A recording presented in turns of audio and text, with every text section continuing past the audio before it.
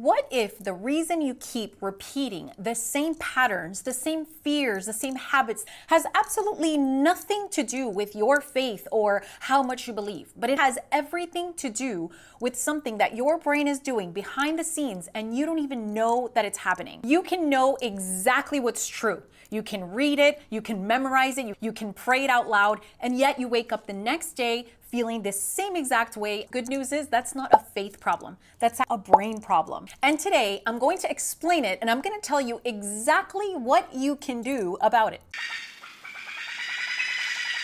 Okay, so the first thing you need to know is that most of us walk around thinking that our brain is just like a recording machine. We just assume that the brain takes in information, files it away, and then just spits it right back out exactly when we need it. And so then we just assume taking more information and things will just immediately transform in our brain. But neuroscience has actually spent the last 20 years uncovering things that are shaping the way that we now begin to understand the mind. It's that your brain, for most of your adult life, is a prediction machine. Your brain doesn't really absorb reality and respond to it. It actually predicts what it thinks is coming, and then it starts filtering everything that you see, feel, and experience based on that prediction. It's running a model of the world based on everything that you've already experienced and nothing to do with what's actually happening right in front of you. And the only thing that updates this model is when the prediction is interrupted, which means that if you spent years believing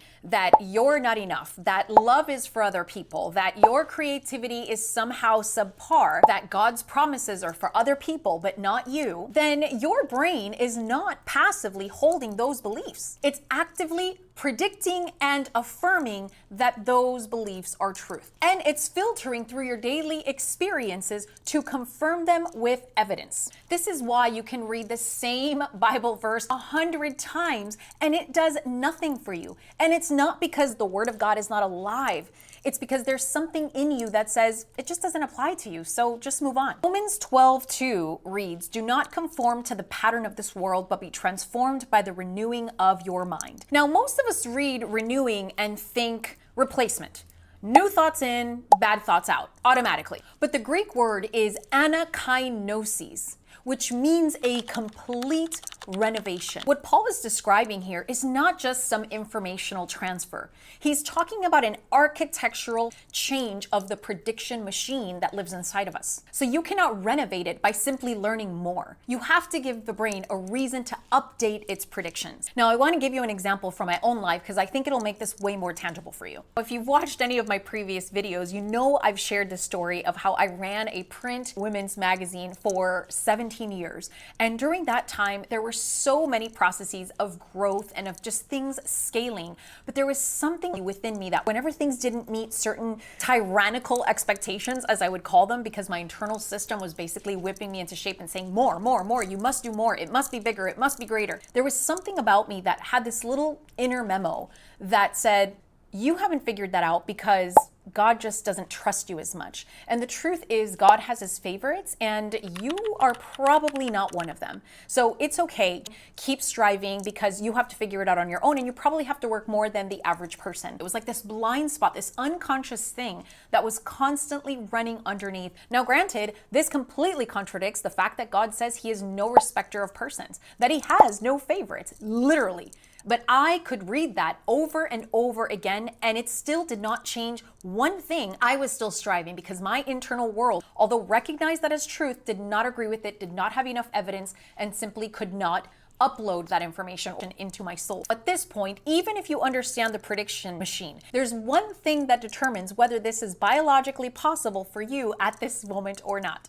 And it's not your willpower, it's not your devotion, it is not your spiritual maturity, it is your nervous system. When your nervous system is in a chronic stress state, your brain basically stops investing in growth. It goes into a survival mode. And when you're in survival mode, you can't wire new pathways because that would be essentially like building a house while there's a chronic nonstop earthquake going on at all times. But here's the nuance that changes everything. There are these things called neuroplasticity windows, which are essentially these little gateways to changing the neurological pathways. We'll talk about the neuroplasticity windows a little bit more in a second. But first, you need to understand what and how shuts them down. Now, with eustress, we're talking about taking a risk. We're talking about something that's going to challenge the way you see yourself, because you're basically building new evidence that is going to, again, interrupt the predictions that have already been made. And that primes the brain for massive change. Chronic overwhelm causes the nervous system to never come down from that altered stress state. See, if there's too little emotional intensity, then the brain doesn't capture that as significant enough to create a new wiring. But if there's too much intensity sustained for too long, it basically just shuts down and says, nope, sorry, can't work under these conditions. Think about people like Joshua, who had to all of a sudden confront taking on the role of a long-term leader like Moses and saying, oh my gosh, can I even freaking do this? Or think about David. The 15 years he was basically running away from Saul and having to hide in caves. A lot of the people that we read and that we get inspired by had to confront and make decisions, the opportunity to surprise their nervous system, to surprise even their current sense of identity. All these decisions, they seem really risky, but the fact is they all hinge on a sense of stability that is contingent on God being the leader, God being the one that's holding you by the hands. Now, if we look at Proverbs 4:23, it says, guard your heart, for everything you do flows from it. The Hebrew word for heart here is lev. And it doesn't just mean your emotions. It means the seat of your inner life, your will, your perception, your instincts, what we might now call your nervous system baseline. God wasn't giving us some random poetic metaphor. He was actually giving us physiological prescriptions. Now, let me give you another personal example. When we're operating out of this nervous system default mode, there are so many things at play that we are not even aware of. We know something might be off, but we can't quite identify it. And one of the things that I was always notorious for was people pleasing, but not in the more traditional sense. It wasn't that I was a yes girl per se, but I've always had a tendency toward wanting to help people and wanting to help them in troubleshooting things. I mean, granted, yes, there is the root of what God gives you, the seeds of a gifting or an anointing or a certain way that God wires you, and that's helpful. But when you take that root and you take some really funky other systems, other filters that then start to mold and inform those natural giftings, you can get into some trouble. So I would help people in order for them to kind of stick around, because I didn't notice that I had developed a system since I was a kid called the fawn response. Now, you've probably heard of how we respond to threats, right? There is fight, flight, freeze, but there's actually a fourth one, and that fourth one is called a fawn. Now, fawn is when you immediately start trying to fix everything around you to appease the person on the other side of the equation. You start fixing the conditions, even if you haven't really done anything wrong. And that can be really problematic because there is no self-auditing happening. There is no self-examination. There's just immediate urge to fix things because that is the only way that you feel safe. That was developed from my childhood, where a lot of my behavior with my mom had to do with this kind of attachment, which was not necessarily the healthiest. And so later on in my adult relationships, I didn't even realize that I was doing this. And you move on a little bit further down in the timeline, I even started doing this with God. How could I even imagine that I would project these weird little behaviors onto God? Well, leave it to our unconscious mind, and you will find those templates and those patterns basically copy and paste to every single relationship, including the one with God. If things weren't going in the direction that I imagined would be progress, I would immediately be like, oh my gosh, what did I do wrong? I should have done something different. Oh my gosh. And just overthinking all the time. In my mind, I was like, I am just doing things God's way because you know what? God is probably correcting me right now. And what's crazy is that a lot of times God was just like, just let me work. But no, I would not allow him to work. I had to work it myself. I had to fix it. So how do both of these things happen at the same time? This is where it gets really delicious and beautiful. Remember we talked about those little things called the neuroplasticity windows? Well, they're back to rock your world. So think about when a sidewalk is being paved or repaved. You have wet cement to start, right?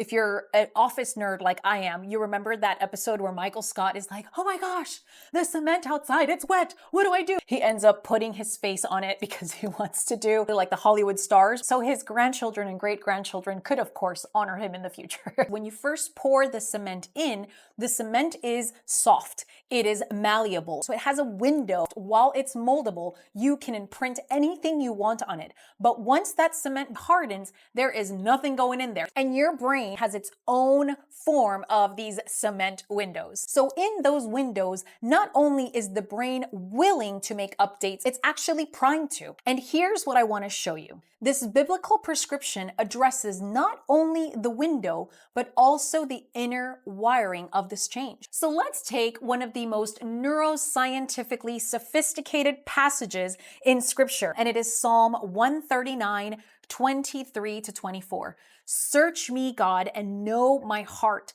Test me and know my anxious thoughts. See if there is any offensive way in me and lead me in the way everlasting. I think sometimes we think this might be like devotional language, or this might be him just like trying to be cute. This is someone inviting God into what is happening behind the scenes. And when David specifically says the offensive ways, he's not just talking about, did I just do something mean to someone? This term is very specific, derek otsev, which means the path of pain.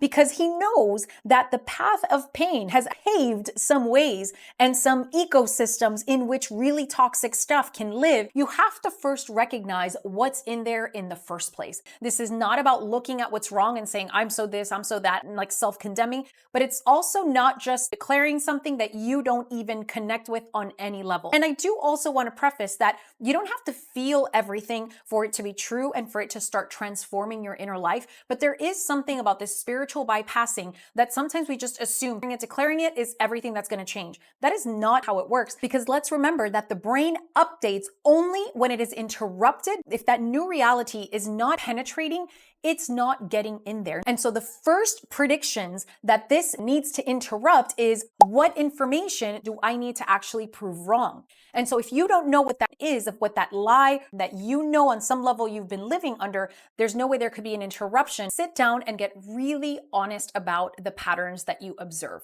Not just the behaviors, as in, oh, I don't like that I'm constantly staying busy. Yes, but you also want to go a little bit deeper. What is actually running these behaviors? So if it's, I can't sit still, why am I uncomfortable with sitting in silence? Why does that hurt my soul? Why do I hate it? You want to really get down to what is the belief underneath that. Perhaps, God is too busy. God can't comfort me in this moment, or being still is a waste of time because I'm not really going to hear from God anyway. What am I believing about myself? What am I believing about God? What am I believing about other people? And you also want to ask yourself what you're believing about what is safe versus what is unsafe. You want to name it with specificity. Some research done by UCLA neuroscientists found that naming an emotion reduces the brain's stress response by up to 30%. Instead of just, I feel anxious, you might identify something more like, I am afraid that if I tell the truth, no one's going to stay in my life. That is like a scalpel. The brain responds very differently to those two statements. That causes something in the brain that's like, pew,